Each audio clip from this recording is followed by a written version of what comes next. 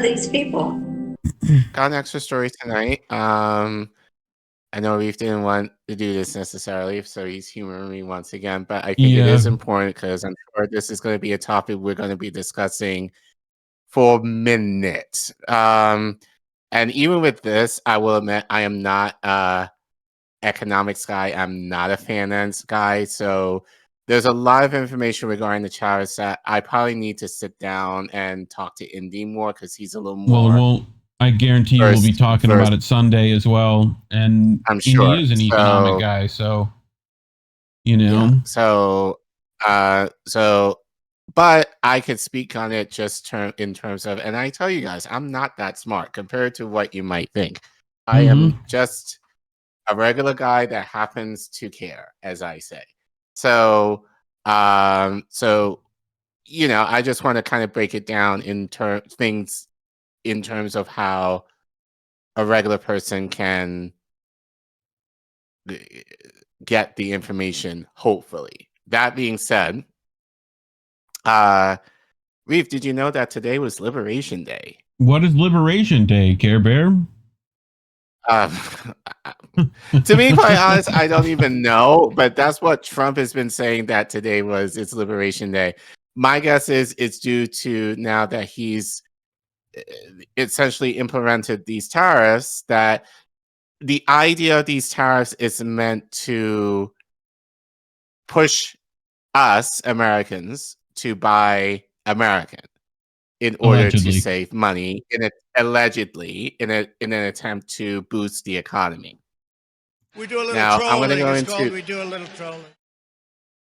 So that's the idea behind these tariffs, is essentially a tax imposed on us that when we buy shit that happens to be made or produced in other countries. So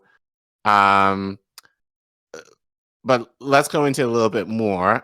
So this is from the BBC. Unfortunately, I don't particularly want to use them, but given that this is breaking, I'm sure there'll be a little bit more details regarding these tariffs within the next few days, if not hours. But here's the beginnings of, just before these tariffs were implemented, that the BBC reported on, I believe, yesterday, if not Monday. So go ahead. Well, the clock is ticking towards what President Trump has called America's Liberation Day. He says he will unveil a massive slate of import taxes on all countries on Wednesday, though he's also promised to be kind. Tariffs are taxes paid by US importers on foreign purchased goods. Details are still limited on the range of the tariffs, but there is growing unease about what this tariff war will mean for the global economy. The UK government has been trying to negotiate a last-minute trade deal to exempt British goods, but confirmed yesterday it does expect the UK will be hit when the import taxes are introduced. President Trump has been speaking to the media in the Oval Office, where he said he expects his tariffs to give the US economy a major boost. I think that we're going to be at $5 trillion of investment. I think you're going to have investments very shortly. We're already 3.5, and we have commitments, verbal commitments for a lot more. And numbers like that have never been done in this country. And it's going to get harder. This is in 2 months. It's really less than 2 months, because since we've really gone out with it. Let's speak now to Maria de Merzies, Chief Economist at the Conference Board of Europe. Maria, good to have you with us. Just listening to President Trump there, I wonder if you agree, if we could just look at the US first. Do you think it's going to be a major boost to the US economy, these tariffs? It's unlikely there will be a boost. I mean, the first thing will be trade will necessarily reduce, and that will have an impact on the US economy. We're already seeing revisions in growth downwards, upward revisions for inflation, and of course the stock markets that are extremely volatile. Nothing of that is good for the US economy. But next to that, there's other measures that follow the tariffs, and that is corporate taxes reducing, trying to attract investments back to the US, either from American economies that operate elsewhere or from global economies. And actually, there is some evidence of that some companies might be coming back to the US that will boost investment. Whether the net effect is positive remains to be seen, but I am not hopeful. Higher inflation, greater recession risks, that's what people are saying for the US. And obviously there's going to be a knock-on effect for the global economy as well. Tell us what your thoughts are on what this could mean for the rest of the world. But again, it will have global effects everywhere, especially for jurisdictions like the EU, where I live, which is a big exporting region. We rely a lot on exports, and therefore exports to the US will necessarily suffer.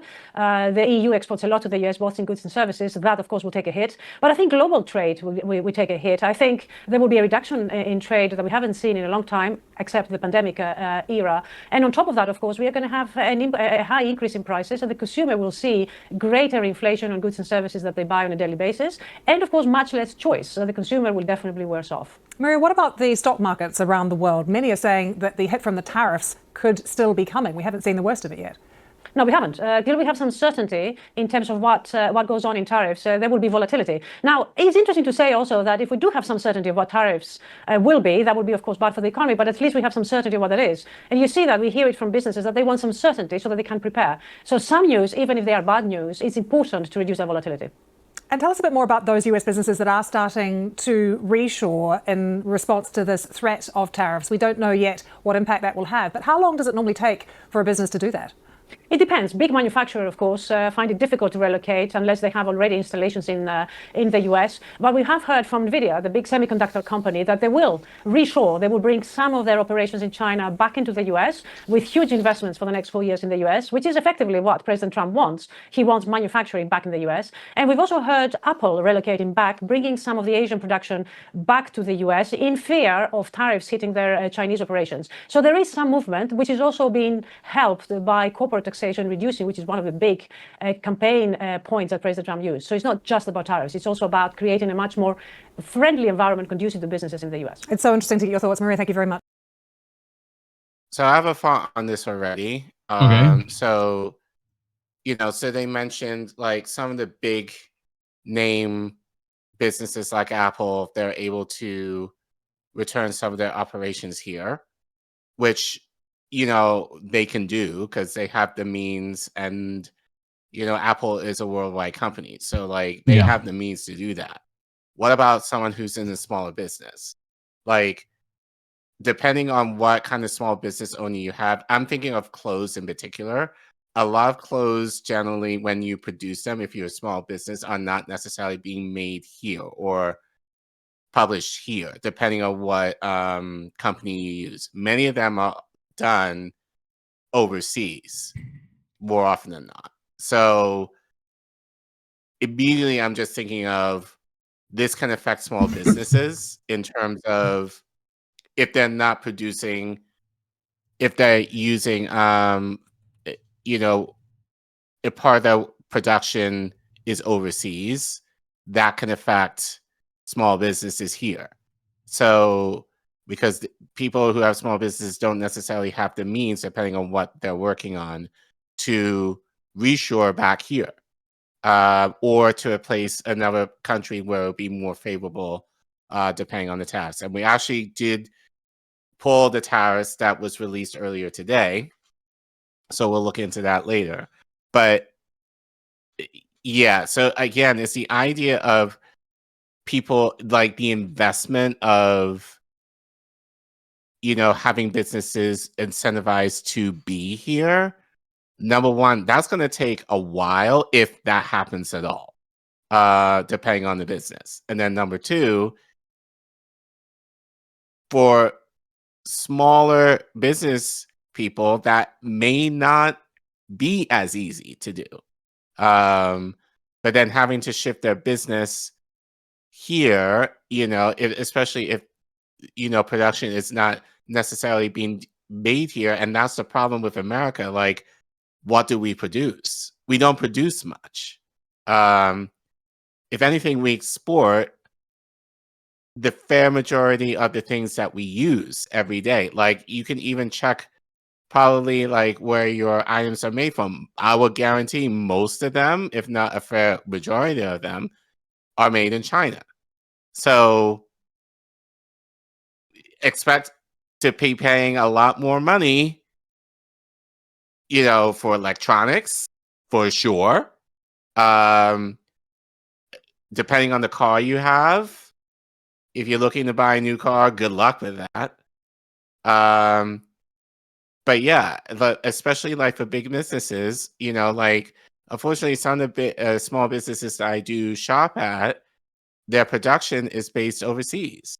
So actually, I just got reminded as I'm saying this, I got an email from one of the businesses I shop at. They basically said, oh, after this weekend, because they were having a sale, after this weekend, our prices are going up.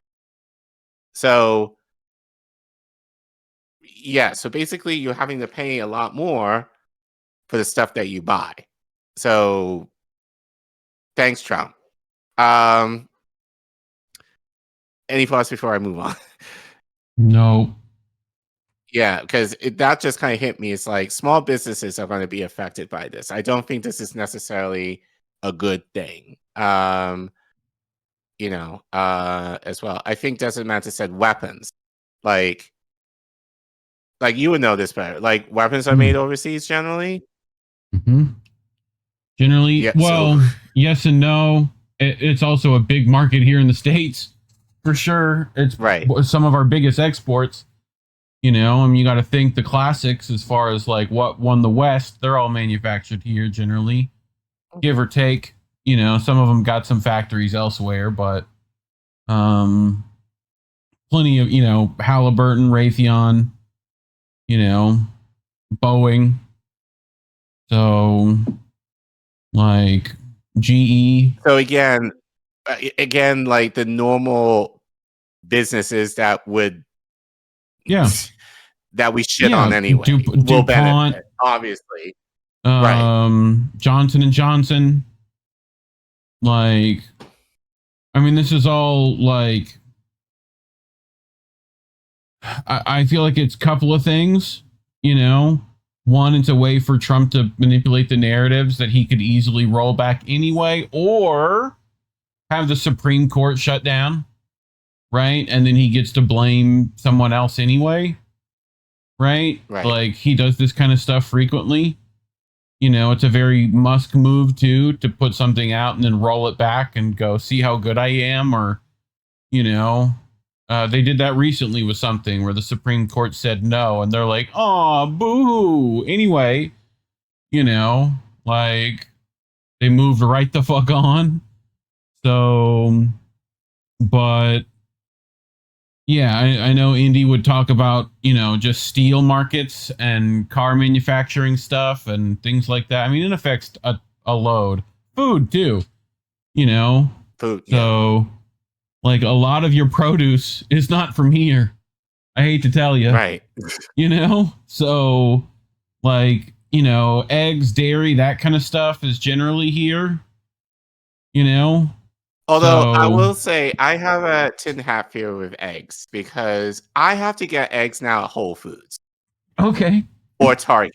Yeah. If I'm lucky to get them there.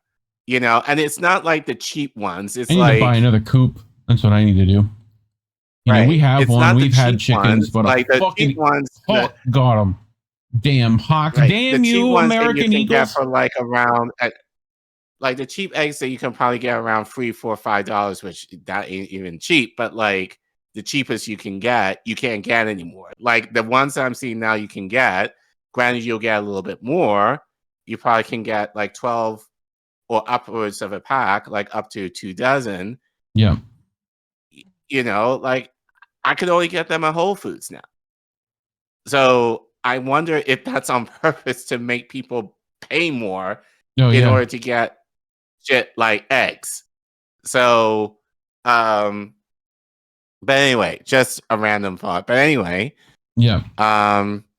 so we pulled this real quick paragraph from Freightwaves. We've never used them before, but Indy uses them occasionally. Sent this to me. So when Mahoney writes, Trump mulls 20% universal tariff on all foreign imports.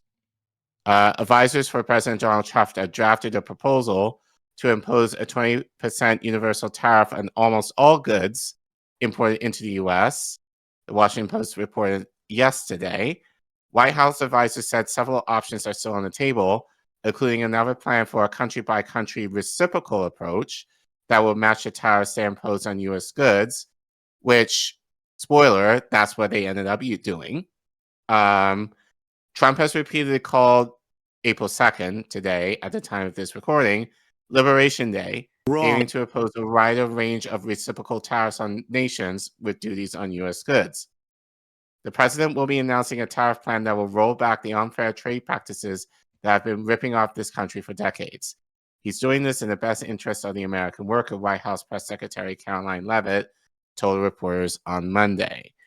So let's go to that, what Trump has to say. This is from Associated Press. AP. Garbage, yeah. AP. Garbage, but garbage. Sorry, we'll Jersey it up. We'll garbage.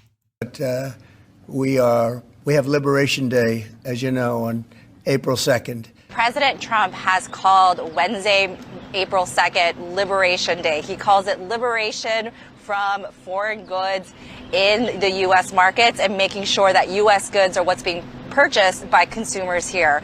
But we don't exactly know all the details of what President Trump has planned. We don't know which sector is going to hit, which countries, how high the cost will go. We're told that it's still in flux, things are still being finalized. But we know that if he goes through with this, it could have a severe impact on cost for consumers. It is already having an impact on the markets. So we're all waiting to see the details of what exactly President Trump has planned.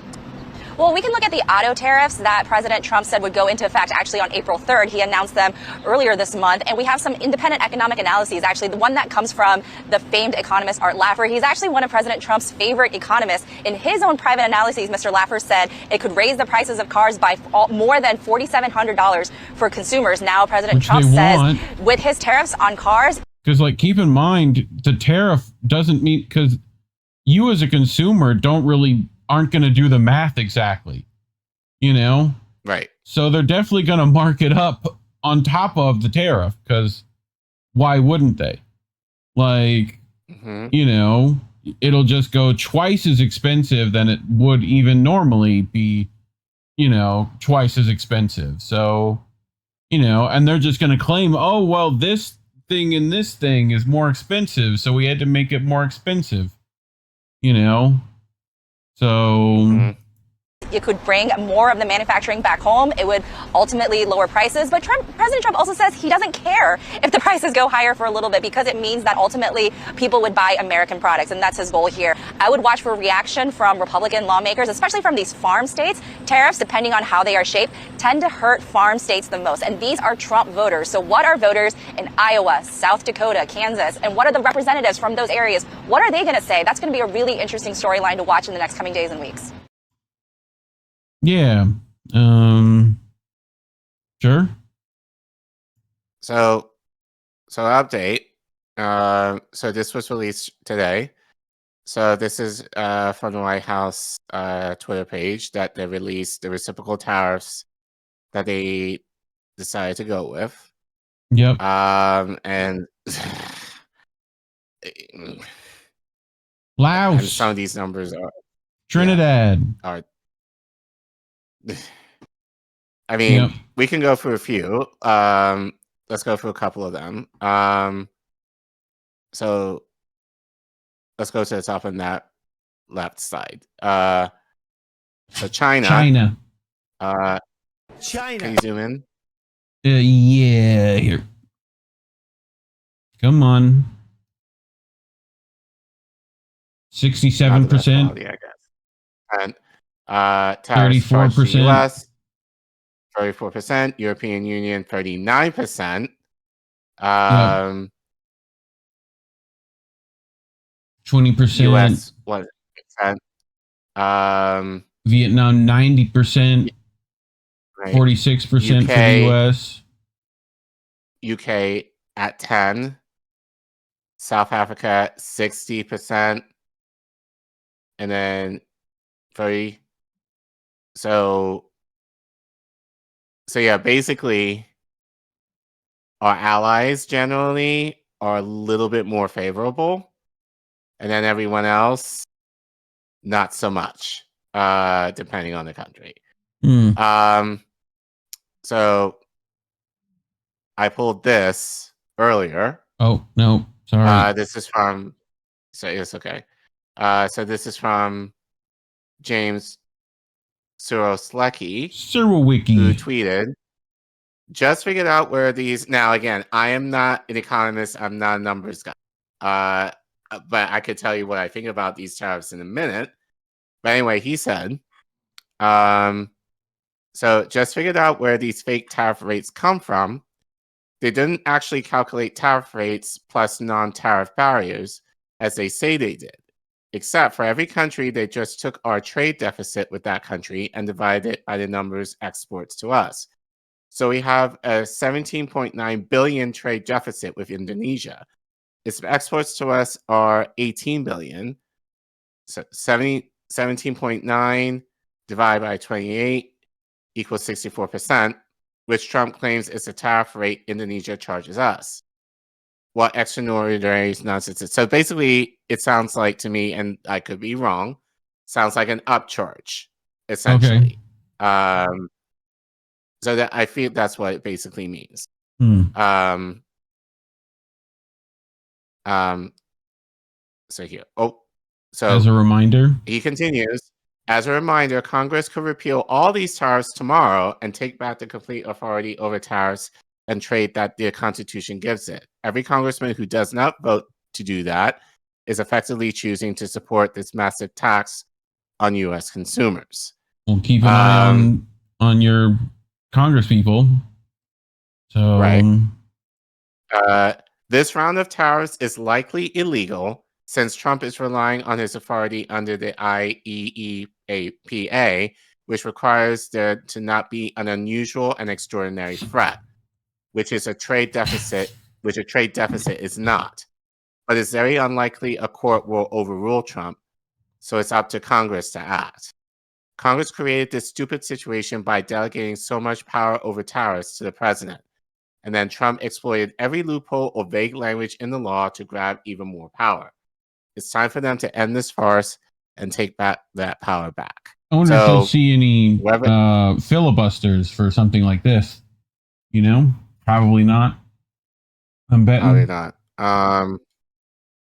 So David DeWitt tweeted, here's a Rick kick about how Trump's tariffs are going to hike prices for everything. Once that happens, even if the tariffs go away, the prices are never, ever going to go back down ever again.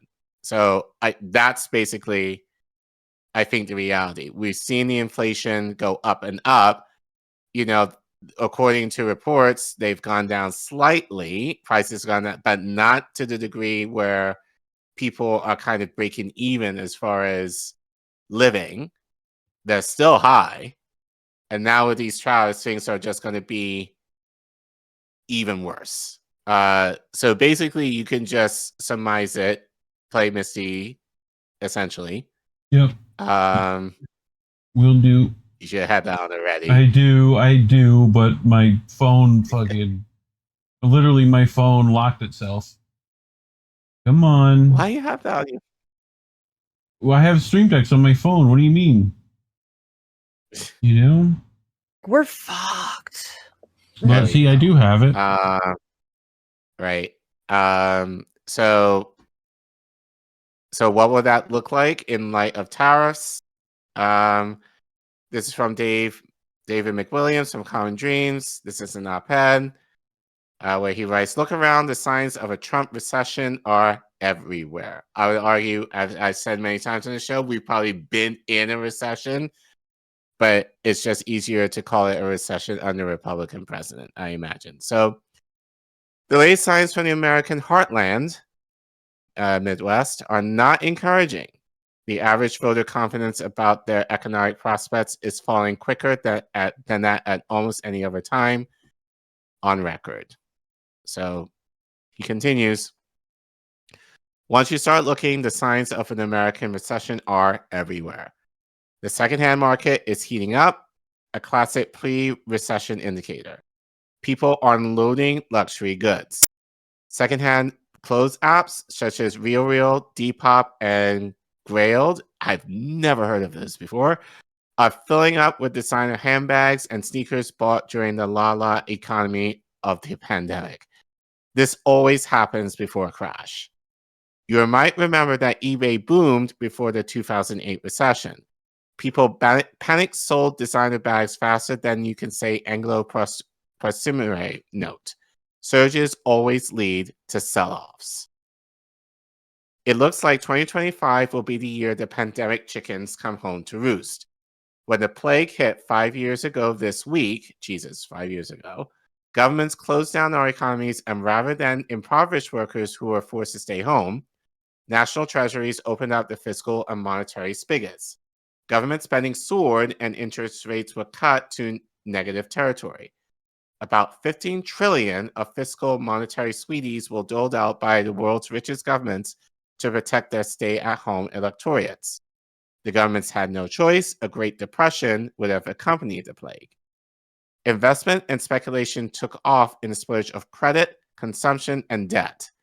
As sure as night follows day, the credit cycle rolls, and we are about to pay a terrible price for the emergency economies of COVID-19. In tune with our always-on age, the coming American recession will be live streamed on Instagram. Every small change in consumer confidence and business sentiment will be videoed, shared, commented on, and thus amplified. We are witnessing the TikTokization of the business cycle, meaning the economic cycle, previously a slow-moving, deliberate phenomenon, will pick up pace, becoming fitful and immediate, and we're beginning to see that already. In the past, it took people time to realize that the economy backdrop was changing.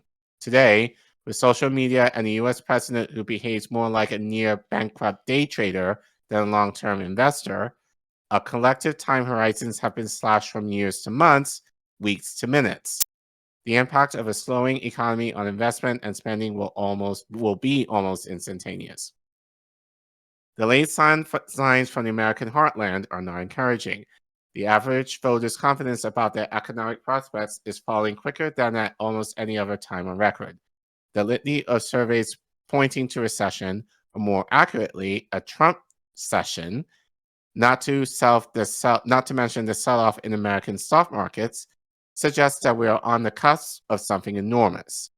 The incoherence of Trump economics, with its off and on tariffs, it's already indebted consumers and businesses even more anxious. Punchers all across income brackets are panicking and consumer confidence is collapsing, although it is richer workers who are most worried. This probably reflects the fact that middle-class Americans are heavily invested in the stock markets, which are back to where they were in September and falling farther. Since Trump was inaugurated, the percentage of workers who are worried about their job has shot from 30% to close to 80% to all who surveyed. The number of consumers worried that businesses might close has spiked to the highest level since records began in the middle of the 1980-1981 recession. People's confidence about where their income will be in a year has plummeted to the lowest net levels since 2009, right after the Great Crash. Worse still, the average American is now more worried about inflation than at any other time since the beginning of the pandemic, when prices shot up because of the shutdown in industry. This combination of a rapidly weakening economy and fear of inflation points to an old enemy not seen since the 70s, stagflation, where unemployment and inflation rise together. In such an environment, prices rise at the same time as incomes fall. The main trigger is the broad electorate's understanding that tariffs are a tax on spending that will raise the price of goods for working Americans. What is going on in corporate America, the part of the economy that was supposed to be boosted by Trump? Earnings are an important leading indicator as profits squeeze foreshadow layoffs and investment cuts. Corporate profits surged in 2021, but have now entered a slower growth phase.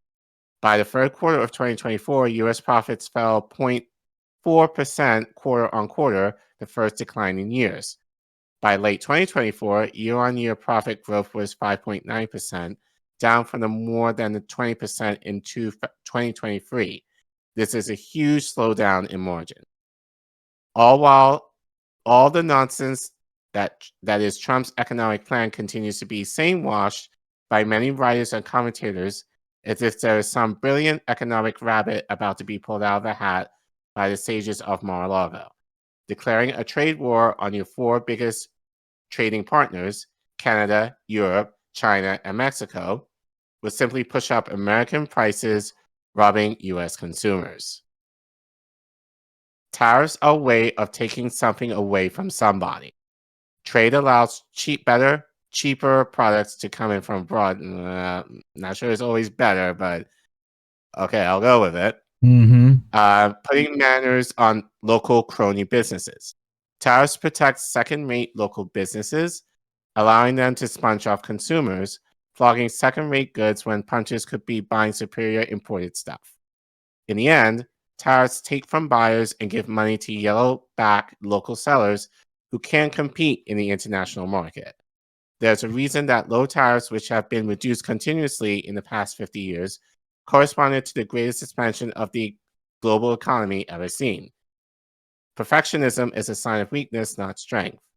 Americans are not being ripped off.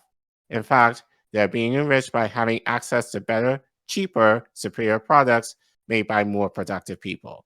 Rather than being the beginning of a great new era of American prowess, tariffs are a sign of insecurity and fear, marking the end of the great American century that began after the end of the First World War. The fascinating thing is that the average Joe six-pack American appreciates this. Wait. First of all, the average American ain't got no six-pack. They're a long way away from that. I'm just saying. As a person with a keg, ain't no six-packs around here, dog. You know?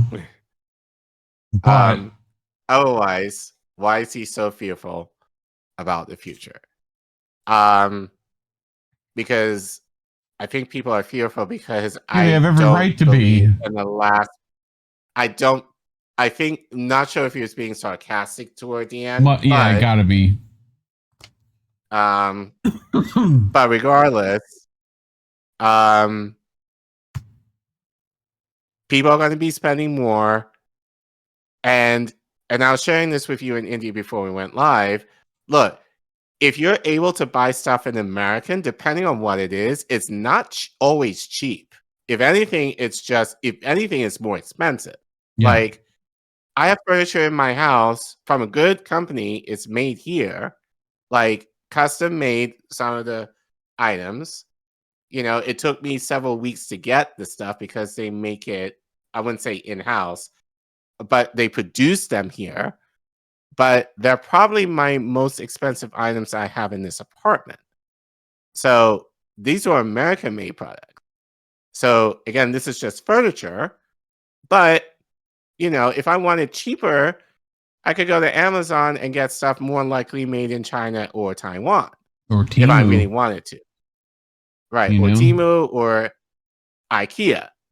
God forbid. But I'm older, so I'm not going to buy stuff from IKEA now. I'm not in my 20s.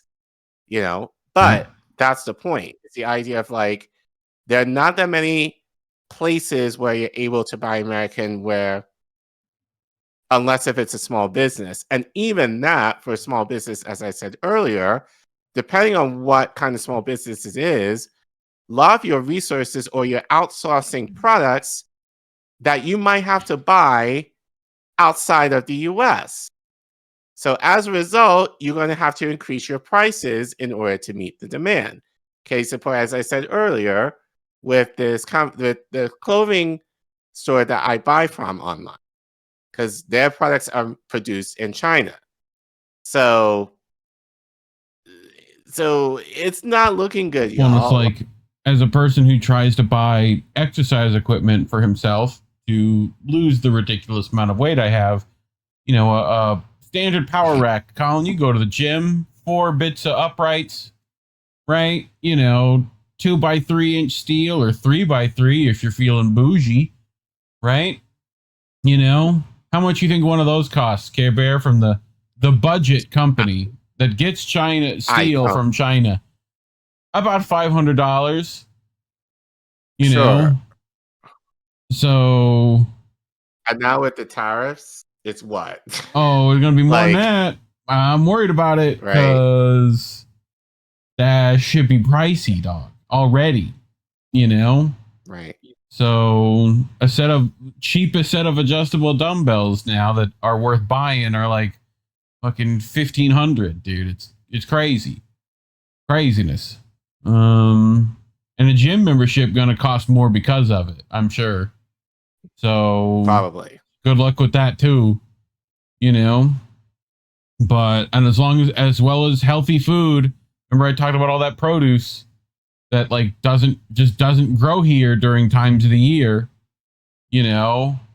Or if you get a famine or a crop failure, which we've already talked about, go back to River of Melted Butter. All right, go all the way back to that, dude. Collin laughs. He thinks I'm joking, bro. We predicted a lot of this shit. How long ago, dog? Like, we talked about the bird flu. We talked about the fucking cow death. We talked about, you know, all that shit fucking up around here. You know, floods, plagues, crickets, right? Frogs, bullfrogs raining from the sky, Care Bear. You know, you're going to have to start throwing those serpent sticks, dog, for people to listen. I'm telling you right now, you better get out there, Moises. You know what I'm saying? But anyway, talking about this stuff is almost certainly why we're demonetized. So if you would like to support us and like to tell YouTube to fuck off, you can go to ko-fi.com/indienewsnetwork, scan that QR code on your screen, or as always, it's in the doobly-doo.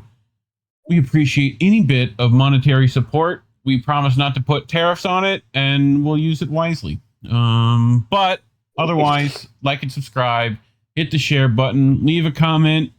What are you worried about getting more expensive now? Do you think the recession is here yet? So otherwise, thanks for watching.